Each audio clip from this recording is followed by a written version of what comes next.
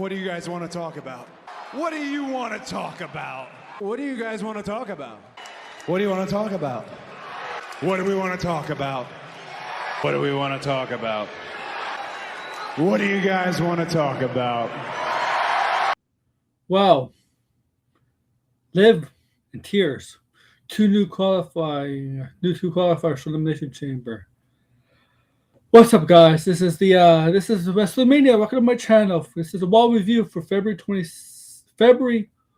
16th of 2026. Welcome to my review. Make sure to like, share, subscribe, comment below. Let's get on with this review. Raw. The Usos kick off Raw. Music hits, and all of a sudden the Vision comes out. You know, the ruined Uso celebration entrance. The Vision comes out, right? Angry with last week. Come down to the ring. Angry with last week with what happened with Austin Theory and the Mysterious Masked Man. And Adam Pearce comes out. Bronson Reed demands to be put in the Elimination Chamber match. Adam Pearce says no. But you get a chance to qualify next week in the Triple Threat match. LA Knight comes out. Once again, a sword in the Vision's side, right? LA Knight's victor last week, right? Still not done with the Vision. LA Knight proposes an idea with the Vision opening off Raw, the show to open off Raw. He said, despite not liking the Usos, he says, I'm going to team up the Usos to take on you three. The Vision, Theory, Paul, and Bronson Reed. All right, Adam Pearce makes that match official. So that match is happening. Logan Paul, Austin Theory, and Bronson Reed. Division kickoff, starting the show. Kicking off versus Usos, LA Knight in the 6-on-6, well, 3-on-3, 6, right? Tag team match. 3-on-3. All right. Because we need stuff to kick off Raw. Okay? Right? Bronson Reed, dominant here. Logan Paul, gotta say, he's been wrestling a lot more.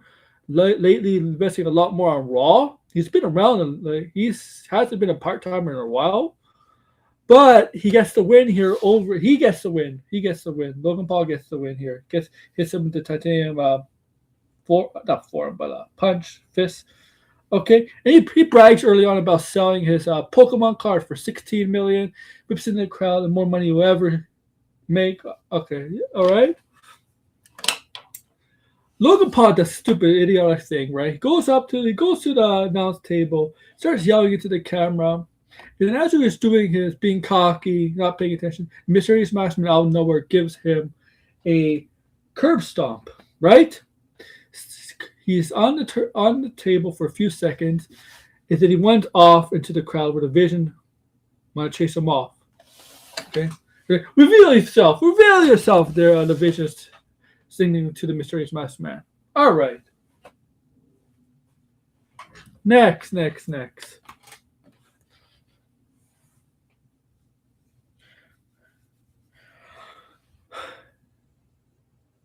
All right, next. What do we get next? The women's qualifying match. ASUKA, Bayley, and Natty. And I gotta say, this character of Natty is a much more improvement. Where's this character for? This character should have been here a long time ago because it's a much better version, a more dangerous, and the theme music is sick. All right, so whoever enters goes to the Elimination Chamber. All right, well, Natty didn't get the win here. It was a good match. You know, all of them, compare a solid match together. All three great workers.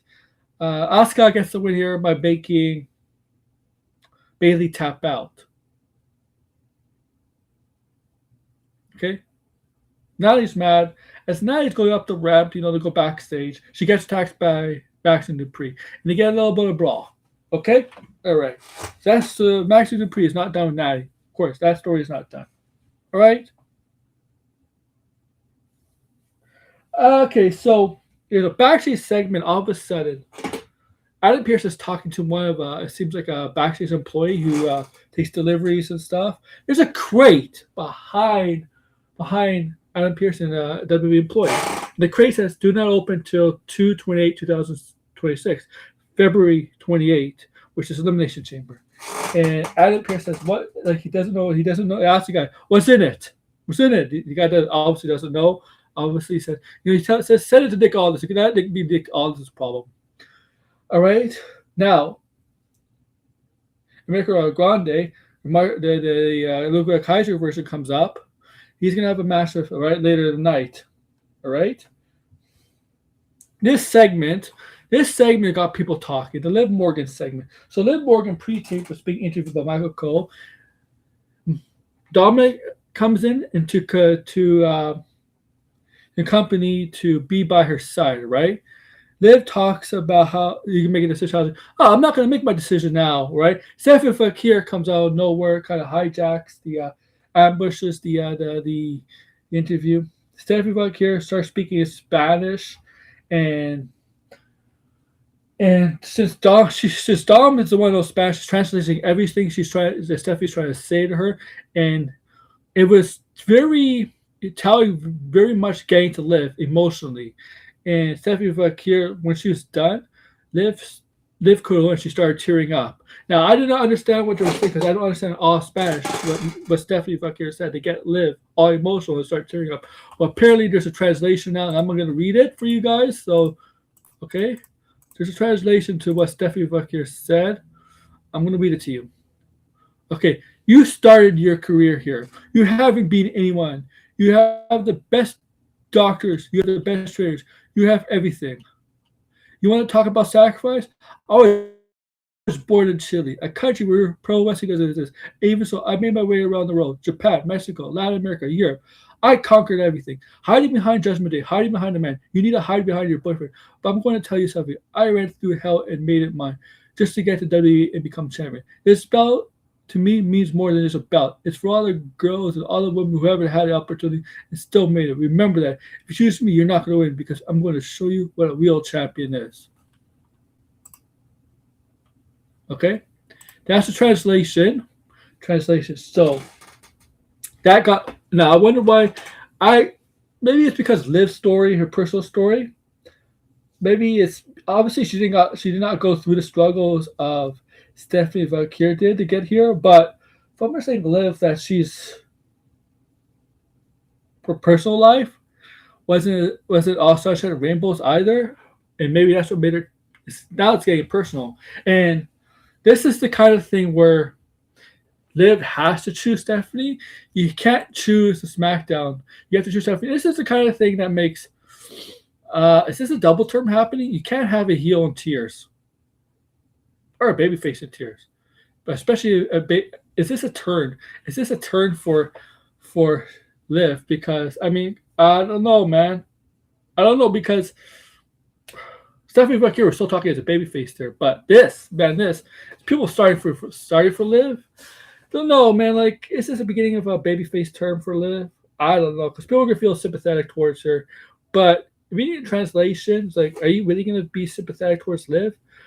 Despite knowing what Stephanie Fakir ran through, much she had to explain what this title, what getting to WWE means to her, and how she struggled all this through the indies, through getting out of Chile, did all this, where Liv was just developed through the WWE system, basically. And okay.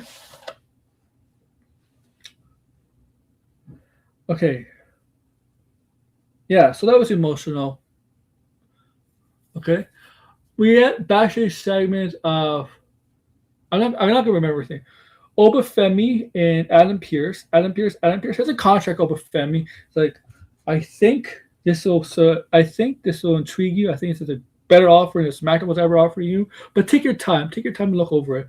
As Obafemi's done, went into Rusev, and Rusev and Obafemi have a stare down. Two big men having a stare down. Rusev and Obafemi. Rusev hasn't been on TV much since last year.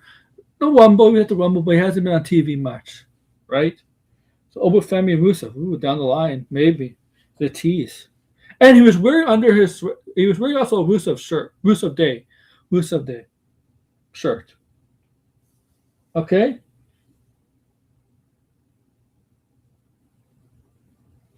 Okay. Now we finally got a match, American El Grande, okay, versus a surprise opponent. Turns out to be Pentagon Jr. All right. There's a whole AI controversy with the original American Grande happened at the past Triple X show, Triple Mania, Triple A, whatever show, right? There was a controversy with that, right? And they brought it up during the show. They did bring it up during the show. So, man, two good workers. Original American Grande got involved to make sure that the fake didn't win. Pentagon hit his finisher, got the win. In American Grande, man, the real one managed to hit the German suplex when after he's doing hit German suplex of all members of the team of the trio, even the original American. And he was going for the mask, tried to pull the mask off, but the American Grande was the fake one was saved by, saved by by his henchmen, as I would call them, the other luchadors. Okay. Now we get to a segment with CM. Now, like this is not exactly in order, but whatever. We get to a segment between CM Punk. CM Punk comes out and calls out Finn Balor, right? Finn Balor comes out, accompanied by Dom. Okay, accompanied by Dom. JD McDonagh comes out, so JD McDonagh's back, and this is after what? This is after Dom told Liv, and no, it's not. This is before. So Finn Balor comes out, explains a bit of his history, especially when he beat Roman Reigns on his first night here. CM Punk, right? It's like Finn Balor's like, don't worry, they're not here to attack. We're not here to attack you. CM Punk doesn't buy that. CM Punk wants, he's describing Finn's career. Where's the Finn? I want the old Finn. The one who did things by himself. The demon, the ones who did by himself. Didn't need people to do the dirty work. I mean, yeah, Bullet Club, but I want the old Finn. I want a Finn that didn't need people. Not the Finn who's gets help and CM Punk didn't buy. He wants the Finn. He wants that Finn. And Finn took that to heart, right? He started thinking about it again. Okay. Well, CM Punk backed out, right? Okay. So then we got later on with what happens? There's a little bit later on we see Judgment Day backstage. Dom mixed it with Liv Morgan. He told Liv and Raquel, you know what? Yeah, take the night. You know what? Go relax. Take the night. Right? JD McDonagh, Finn. Finn is like, I don't want you. Like, I don't need you. Like, I'm going to do this by myself. And JD McDonagh's like, I'm trying to help you. I'm trying to help him. And Finn's like, JD's saying, he's trying to get in your head again. He's trying to get in your head. Finn's not having any of that, right? Like, Finn knows what he's doing. And Dominic is like, guys. And they both leave. And Dominic couldn't get what he wanted to say in because he has a triple threat match later in the show, right? All right, this show ended. This show was one of the shorter balls, but whatever. So we get AJ Lee comes in, cuts a promo, right? And Becky she goes through a little bit of history about the Divas title, how she was made of what it is, and how Becky. She's more popular than Becky. She stole more shirts, merchandise, and stuff. Becky, when she was away and Becky was around, all of that. She calls out Becky. Becky is angry, mad. She repeats her stuff. AJ Lee is egging her on to come in the ring and punch her. And Becky's like, no. I know what you're playing. I know what you're doing to do. Going to do. AJ Lee's keep like, you know what? I'll even have my arms behind me. I'll let you have the first punch. AJ Lee is good at that, right? And Becky's like, no, not in Memphis. All right? We got the Vision backstage. Adam Pearce confronts the Vision. Austin Theory, Logan Paul, they're angry, right? Logan Paul is angry because he got curb stomped earlier tonight. And Bronson Reed and Paul is like, go to the jet. And Paul Heyman brings up the mysterious attacker. And believe it or not, he's a problem for me too. Boston Reed's there, stays like a problem, right? Like, all right, so yeah, like who knew the mysterious attacker? Is it Seth Rollins still? Who knows? finally got next week, since Raw's in Atlanta, Georgia, they're having an AJ Styles night, like a not memorial, but a night to remember AJ Styles, because AJ Styles lives in Georgia and he's from Atlanta, so they're having like a night to celebrate AJ Styles' career. And they did a whole kind of video package of AJ Styles' best highlights, his wins, wins TNA, even New Japan picks there, and TNA, WWE, and all that stuff. His career highlights, and all that. It's like to remember AJ Styles' career. So that's next week on Raw. The main event was Javon Evans versus Gunther versus Dominic. So Dominic's alone in this match. No Judgment Day to help. Triple threat match. Anything can happen. Anything can happen, right? So this match is going on. Gunther, you would think we get the win here, right? It's Gunther. You can't lose to Javon Evans and Dominic. Yeah, he can, guys. This is Gunther. I mean, like, look, he didn't get pinned. He didn't submit. Gunther was protected here. Dragon Lee was the one who made sure Gunther didn't win. Dragon Lee hit Gunther with the bell. So that took out Gunther, right?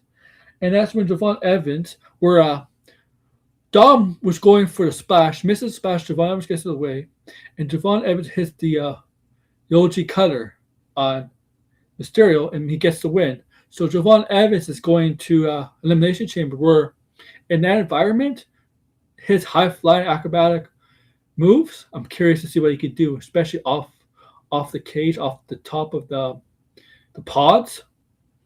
But that was Raw. Like, share, subscribe, comment below, guys. Take care. Too sweet. Sweet.